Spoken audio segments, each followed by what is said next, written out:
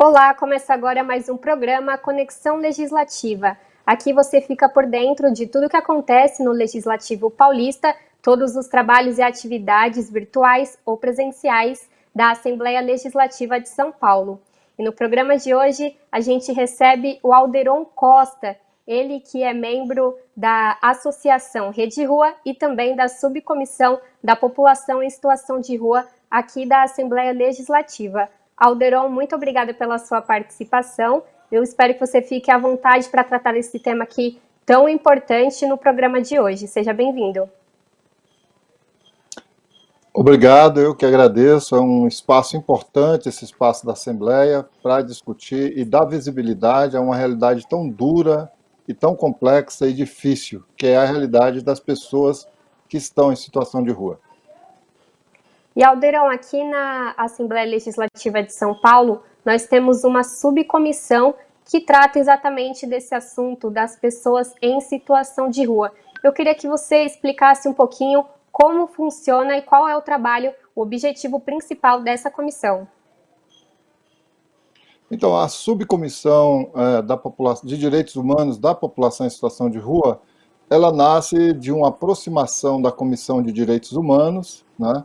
Como é um tema muito específico, com a complexidade específica, em acordo com o Legislativo, com os deputados, a gente criou essa subcomissão para trazer toda a complexidade e toda a demanda dessa população. Nessa comissão tem pessoas com trajetórias de rua, tem pessoas de organizações, tem especialistas e tem os deputados também da Comissão de Direitos Humanos que vêm acompanhando essa população já há bastante tempo, né, para a gente poder ver se conseguimos construir um arcabouço legislativo para assegurar o direito a estas pessoas, assegurar um pouco de justiça, né, e dignidade para essas pessoas que estão em situação de rua no estado de São Paulo.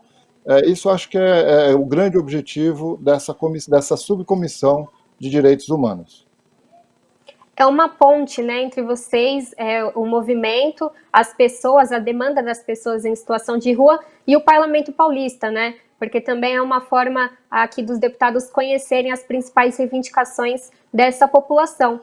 E eu queria que você começasse, então, já citando algumas demandas importantes que vocês trouxeram aqui para o parlamento, o que as pessoas em situação de rua, os movimentos, mais precisam nesse momento para atender todas as reivindicações. Carol, eu queria também só falar que essa mediação que você falou, que é muito importante e que essa subcomissão está fazendo, ela também é importante para aproximar o governo do Estado dessa realidade, né? A subcomissão também tem proposto reuniões com a Secretaria de Desenvolvimento Social, tem feito reuniões, demandas, inclusive, para o governador. O que nós queremos é o direito da população em situação de rua. E acho que o direito ele é muito mais do que só assistência, né? Ele precisa de ações mais práticas, ações de políticas públicas efetivas que possibilitem essas pessoas saírem da rua. Eu acho que essa é a grande demanda, né? A grande demanda é que a gente não precise ter pessoas em situação de rua e nem que essas pessoas morram nas ruas. Nós queremos uma cidade, um estado sem população em situação de rua, que tenha moradia para todos, que tenha, naqueles casos que precisam e tem um perfil, a renda básica cidadã, né? Tem muita gente que tem possibilidade de trabalhar também, a questão da saúde. Então, são várias demandas. Nós também tratamos na última reunião da questão da falta de documentos. Você sabe que a população em situação de rua tem um problema seríssimo. Os Sim, para documentos comprovar pessoais... endereço, inclusive, tem né, documentação pessoal. endereço, exatamente. Além do endereço, que é um absurdo, até hoje ainda exigem endereço da população de rua, não tem mais sentido, né? As pessoas que estão em situação de rua ou estão na calçada ou estão no centro de acolhida, né? E às vezes eles não aceitam o endereço do poder público, o endereço de um centro de acolhida ou de uma instituição, uma declaração de uma instituição. Isso é uma coisa grave. Mas tem o documento pessoal, a identidade, o registro. né? Nós temos que criar formas de facilitar o acesso dessas pessoas a esses documentos. Você veja que agora, no auxílio emergencial, muita gente ficou sem receber o auxílio emergencial por falta desses documentos, né? Até hoje, nós temos uma lista aqui conosco de 40 pessoas da região de Santa Amaro que não conseguem tirar o RG. Então, essa é uma demanda que o governador poderia nos ajudar, facilitar, e a Assembleia também poderia ajudar bastante nisso aí. A questão também, grave também, do formulário da saúde. Olha só, veja que nós hoje estamos pedindo a quantidade de pessoas que vieram a óbito pela Covid. Esse número não existe, porque a saúde, nos formulários dela, não existe população em situação de rua. Então, é importantíssimo a visibilidade para essa realidade, trazer essa população para os formulários da saúde. Isso vai nos criar políticas públicas, né? Então, isso foi outra Não demanda só, que foi... Sim, pois não, desculpa Carol. interromper, mas Desculpa. não só no caso da Não, Covid-19, né? Porque a gente sabe, inclusive, que a população de rua, às vezes, quando falece, não tem uma causa destinada corretamente à causa do óbito, né? Infelizmente. A gente sabe que quem mora nas ruas morre de alguma coisa, né? E, infelizmente, também não tem os dados, não só referente à Covid-19, mas também a todas as outras causas, possíveis causas do óbito. sem dúvida, Carol. Obrigado. Acho que esse complemento seu é super importante. E, o que nós estamos querendo é isso, é que nos formulários da saúde conste população em situação de rua, até para a gente saber onde a incidência é maior, onde é menor, quais são as doenças, né, que estão afetando mais. Isso é importante para uma construção de uma política pública, né? Nós também estamos trabalhando num observatório de violações de direito, né? Quer dizer, a comissão ainda não tem, a Assembleia não possibilitou uma estrutura, uma sala, funcionário, para a gente ter um observatório, juntar todas as violações de direitos que acontecem no Estado, para a gente também trabalhar, né? Trabalhar e tentar diminuir e zerar essas violações, porque é um absurdo você ter pessoas sendo envenenadas, pessoas que são queimadas hoje, né? As pessoas são queimadas, isso é um absurdo. A violência policial, a violência de discriminação da população em geral. Então, são muitas as violações e nós precisaríamos de centralizar isso num órgão, num instituto ou num observatório, que nós estamos chamando, para a gente tratar isso, fazer um trabalho um pouco mais sistemático. Então, essa é uma outra demanda que a gente está fazendo. E uma outra, são muitas as demandas, né? Claro, imagina. Mas tem uma importante, que é a questão da pesquisa do Estado, né? Nós não temos uma pesquisa no Estado de São Paulo. Hoje, se você me perguntar aqui a quantidade de pessoas em situação de rua no Estado de São Paulo, nós vamos falar aproximadamente 60, 70 mil pessoas. Né? Mas é tudo chute, é uma aproximação, a gente faz aí algumas contas. Em São Paulo, hoje, pelo CAD único, são 35 mil pessoas em situação de rua só na cidade de São Paulo. Então, você vai juntando a região metropolitana, vai regiando o estado inteiro, você vai chegar mais ou menos nesse número. No Brasil, são 200 mil pessoas pelo IPEA, né, que não é um censo, é uma compilação de relatórios, né, do SUS, né, e aí eles chegaram a esse número. Então, uma pesquisa seria muito importante aqui. Agora, tem uma demanda específica da Assembleia, e aí eu queria falar diretamente aqui para os deputados, que para nós é muito importante. Nós temos uma lei, né, estou até sem o número da lei aqui agora, a Lei da População em Situação de Rua, que foi aprovada aí pela Assembleia. Infelizmente, o governador Geraldo Alckmin, ele vetou alguns itens da lei, principalmente a criação de um centro de defesa para a população em situação de rua no estado de São Paulo. E esse centro de defesa ele é muito importante, porque ele vai fazer exatamente esse trabalho que eu acabei de falar. E foi vetado. Então, a gente quer ver se a gente consegue suspender o veto. E também a reserva de orçamento para a política da população em situação de rua, que também é importante. Né? Sem orçamento, não dá para fazer política pública. Então, quer dizer, E, basicamente são essas as reivindicações que nós estamos fazendo aqui na subcomissão de direitos humanos.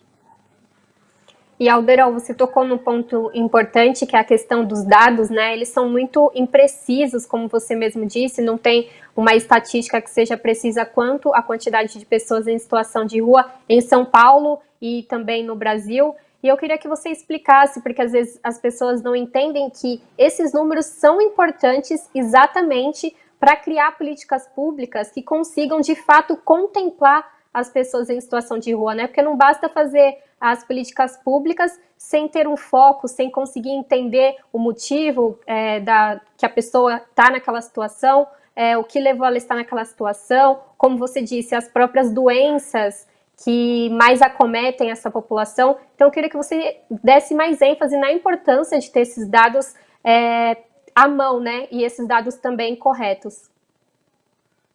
Então, olha só, eu vou dar um exemplo aqui da cidade de São Paulo. A cidade de São Paulo é uma cidade que tem já uma sequência de pesquisas, né, feita pela FIP e por outras empresas. E é uma sequência que vem desde 2000.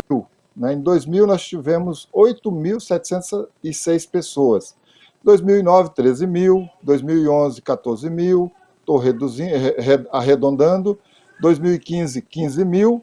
E 2019, a pesquisa deu 24 mil, quase 25 mil. Quer dizer, só esses números, eles já são importantes por si mesmos, para se prever, por exemplo, um orçamento, as vagas de acolhimento. Nós sabemos hoje, pela pesquisa, que as vagas de acolhimento elas estão mais ou menos ali nos 50%. Né? 50% tem vaga e 50% continuam nas calçadas, na rua. Então, isso é um detalhe importante na pesquisa. A pesquisa diz também que tem mais ou menos 84% de pessoas, homens adultos. Né? Então, você já pode pensar políticas específicas para homens. Né? Diz também que está aumentando o número de famílias. Então, tem que começar a preparar equipamentos para acolher essas famílias. Né?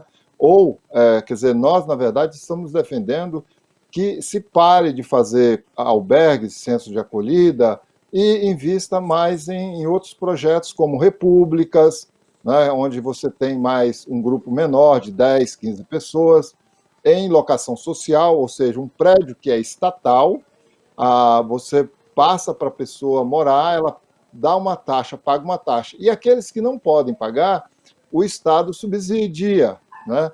Ele não vai ter a propriedade é estatal.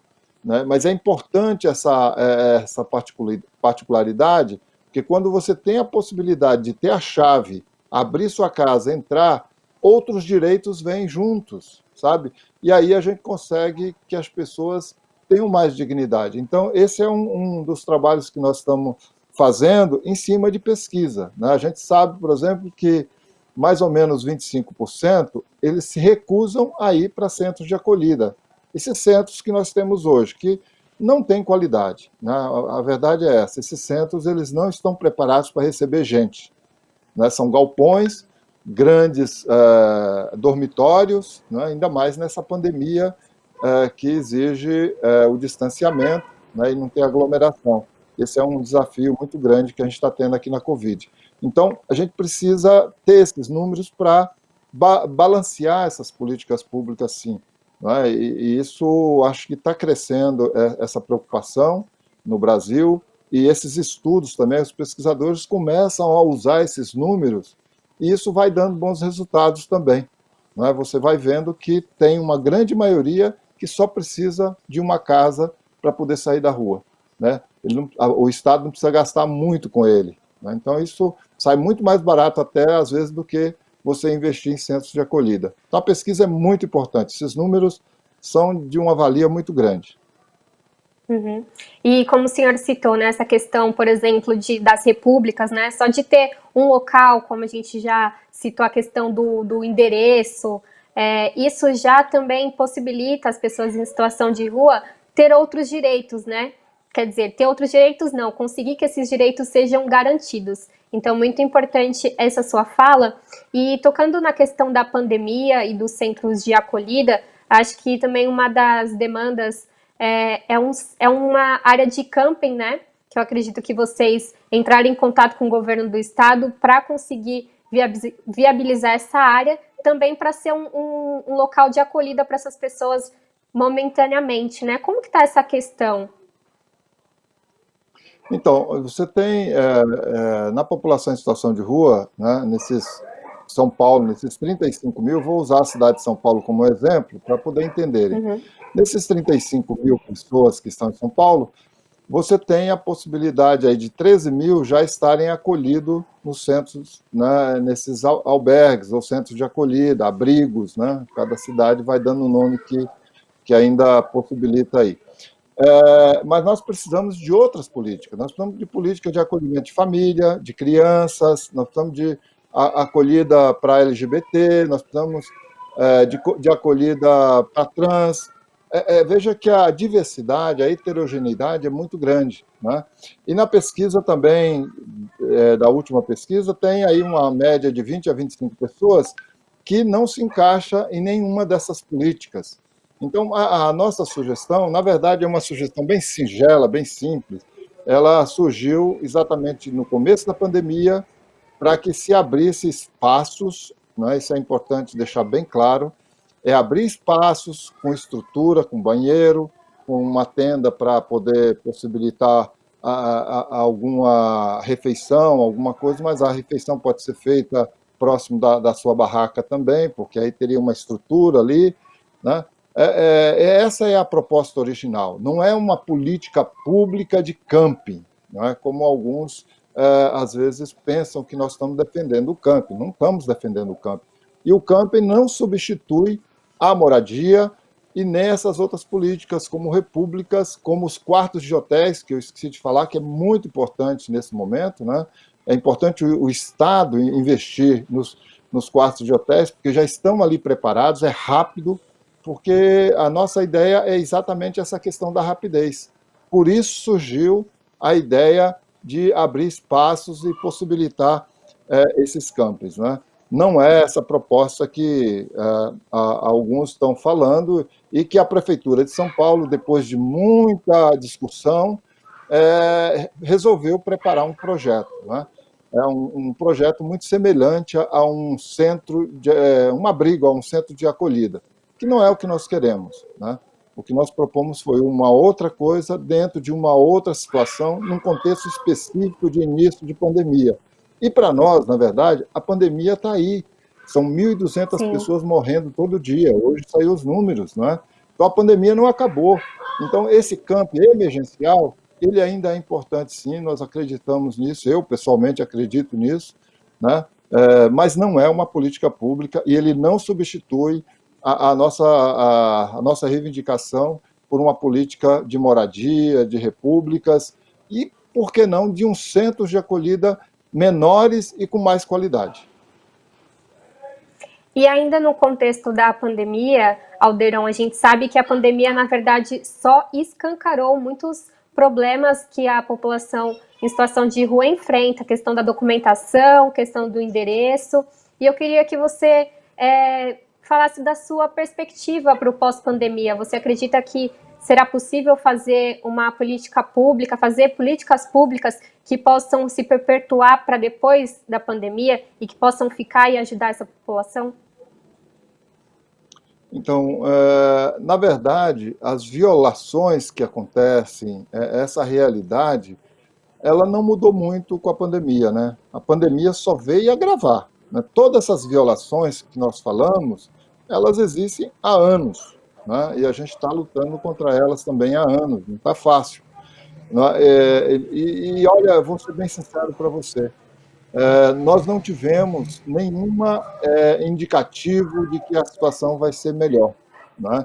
Ao contrário, né? A gente está percebendo que as gestões públicas, né, elas estão muito aquém, né, da exigência que faz essa realidade. Essa realidade ela exige empenho, ela exige recurso, né, mas mais do que recurso, ela exige criatividade, ela exige flexibilidade de você fazer as coisas acontecerem, né? Então, você vai investir em centro de acolhida, não precisa investir em centro de acolhida, investe em moradia, investe em quartos de hotéis, investe Já em soluciona o república. problema, ou pelo menos Já tenta soluciona, diminuir o impacto, não é? exatamente, acho que é isso, né? Mas tudo indica, assim, eu sou um pouco pessimista, não é? A gente não está percebendo esse movimento da gestão pública. O que eu acho que é muito bom que aconteceu, e aí eu quero compartilhar com todos que estão nos assistindo, que é a solidariedade da sociedade. Eu, sinceramente, fiquei surpreso, né, com a solidariedade, o empenho de grupos, né, de várias pessoas, né, pessoas de direita, de esquerda, de centro, evangélico, católico, não católico. Olha, foi uma coisa linda, foi um movimento lindo, sabe, que nos procurou, quer ajudar com dinheiro, com material, e foi isso que possibilitou que lá no início as pessoas não morressem de fome, né, não morressem de frio, né? Infelizmente, esse movimento da sociedade ele também tem tempo, né? E a gente percebe que já desacelerou um pouco. Mas, de qualquer jeito, espero que isso tenha quebrado um pouco o preconceito, que é o grande, vamos dizer assim, o grande desafio que nós temos também. Porque se a gente quebra o preconceito, a gente pode olhar para essas pessoas que estão em situação de rua como um ser humano, como um igual, igual a mim, igual a você, isso já muda bastante, né? Porque aí nós vamos fazer uma luta de igual para igual. Né? Eu vou buscar, assim como eu luto por casa, eu vou lutar por casa para ele também. Então, acho que isso foi, para mim, a grande novidade e a grande esperança no pós-pandemia é que essa discriminação diminua, esse preconceito contra a população de rua diminua e a gente possa realmente construir aí possibilidades e direito à cidade para todos. Perfeito, Alberão. Muito boa essa sua fala. E eu queria destacar essa questão que você falou do preconceito, né? Muitas pessoas apenas veem as pessoas que estão em situação de rua como viciado, seja alcoólatra, seja viciado em alguma droga. E às vezes não é isso, né? E se for algum vício, que isso seja tratado como um problema de saúde, que uma política pública relacionada à saúde seja feita, ou uma questão, às vezes a gente sabe que existe pessoas da LGBTI que estão na rua porque por conta do preconceito dos familiares que não querem acolher. A gente tem projetos importantes, eu posso citar, por exemplo, a Casa 1, que recebe e acolhe essas pessoas que não têm o apoio da família, mas que também é um projeto, uma ONG, né? Vamos dizer, que não pode tomar para si uma responsabilidade que também é do Estado, né? E consegue ajudar um número bom de pessoas, mas não consegue ajudar todo mundo. Então, desmitificar essa questão das pessoas em situação de rua, como você disse, tem aumentado o número de famílias em situação de rua, né? Então, tentar retirar das pessoas esse preconceito que tanto prejudica, né? Não só essa população que está em situação de rua, mas também todos nós que estamos recebendo, que moramos na cidade de São Paulo e entendemos que a cidade é para todos, entendemos que todos aqui têm os mesmos direitos, assim como você falou, lutar por moradia não só para mim, mas também lutar moradia para o próximo, que é um direito que é garantido na Constituição, mas infelizmente a gente não consegue cumprir e às vezes esse preconceito dificulta tanto não só essas pessoas, mas a criação de políticas públicas para ela. Eu queria que você comentasse essa questão, aprofundasse um pouquinho mais essa questão do preconceito, né? Muitas pessoas ainda veem as pessoas em situação de rua como uma pessoa que não merece, vamos dizer assim, uma atenção. Não, com certeza, nós temos que combater o preconceito, tanto racial, né, o preconceito de classe, que acho que é também tão grave quanto o racial. Você sabe de uma coisa? Que a população em situação de rua, 70% é negra, 70%.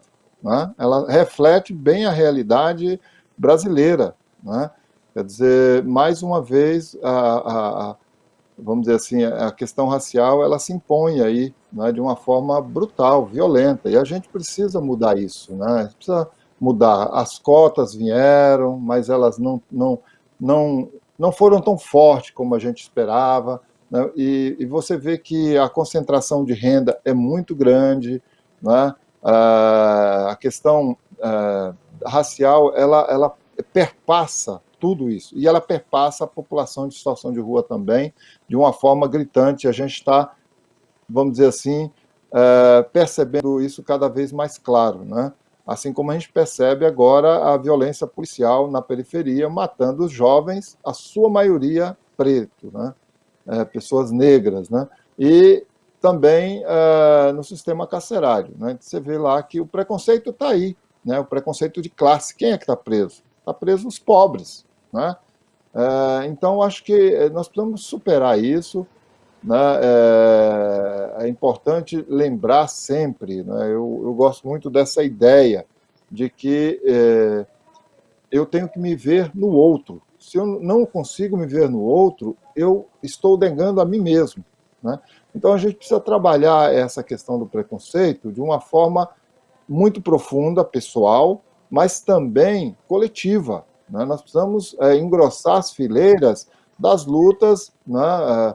Pela inclusão dos negros na faculdade, pela inclusão de todos, né? Nesses sistemas de principalmente educacional, que eu acho que a educação é uma das formas que pode mudar esse país, e é onde hoje nós estamos sofrendo bastante, né? Porque quem vai ficar em prejuízo nessa pandemia são os estudantes, principalmente estudante público, de escola pública, né? Isso tá bem claro para a gente. Então, a gente precisa romper essas barreiras do preconceito. E romper a barreira do preconceito com a população em situação de rua é você mudar o seu posicionamento, o seu olhar. Não é? Não adianta fazer grandes discursos contra o racismo e contra o preconceito de classe, se na frente da sua casa tem uma pessoa em situação de rua e você não consegue nem perguntar o nome dela, nem se aproximar dela. Não é? E isso é importante, eu acho que essa aproximação é que transforma. É esse vínculo, essa possibilidade de diálogo que vai aos poucos transformando cada um de nós, né? E essa pandemia, eu sei de várias histórias de pessoas que se aproximaram da população em situação de rua, até porque a pandemia nos deixou todos nós em crise, né? Em crise existencial mesmo, né? Será que vou sobreviver a essa pandemia? Né? Então, eu ter essa casa se a pandemia está aqui? Que sentido tem eu ter esse carro, esse status quo, né, se a pandemia me pegar, se o vírus me pegar? Então, acho que essa pandemia, se tem uma coisa que eu acho que ajudou, foi essa reflexão, das pessoas valorizarem o ser humano, valorizar o outro, valorizar a si mesmo. Quando eu valorizo o outro, eu me valorizo, e é esse jogo que a gente precisa fazer. Isso eu acho que é importante, Carol. E Alderon, acho que essa sua última fala já foi uma bela mensagem, mas para finalizar, se você quiser deixar algum recado para quem nos assiste, para o poder público, enfim, fique à vontade para a gente finalizar esse programa que trouxe aspectos tão importantes sobre a população em situação de rua. Então, Carol, eu acho que eu queria falar diretamente aqui para os deputados, né, para o governador e para a população, né? As pessoas em situação de rua, elas não querem dó, elas não querem esmola, elas querem direito, elas querem o direito a ter uma moradia, né, um espaço para morar, né, não é a propriedade, mas elas precisam de espaços dignos de morar, que seja uma moradia individual, a moradia primeira, né, que está vindo aí com muita força, tem experiências importantíssimas aqui no Paraná, já tem essas experiências no Rio Grande do Sul, não é que a gente copia essas experiências boas, né?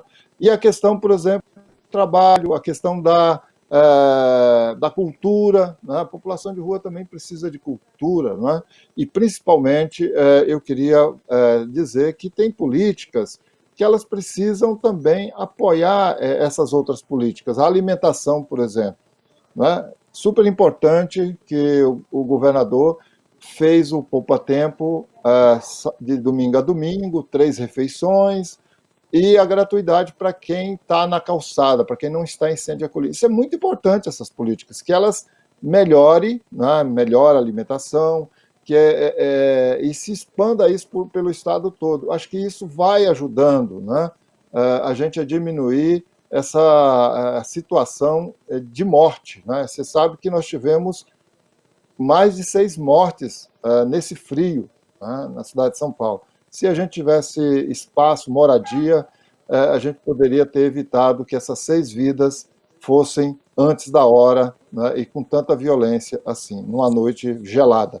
Então, aqui é o apelo realmente da gente encontrar políticas públicas efetivas para que resolva a questão das pessoas que estão em situação de rua, inclusive não deixando que elas caiam em situação de rua, que a gente de ajuda em aluguel, né, da moradia popular para o povo que está nas ocupações, né? Hoje nós estamos falando de despejo zero, que a justiça também colabore nisso, né, que não despejem as pessoas, né, para que elas não precisem morar em situação de rua, que está aumentando, né, e não tem política pública nem para os que já estavam, né, imagine para os que vão agora. Despejo zero, essa é a grande mensagem que eu deixo aqui, e o apelo realmente da gente se juntar a essa população e olhar eles como ser humano que são.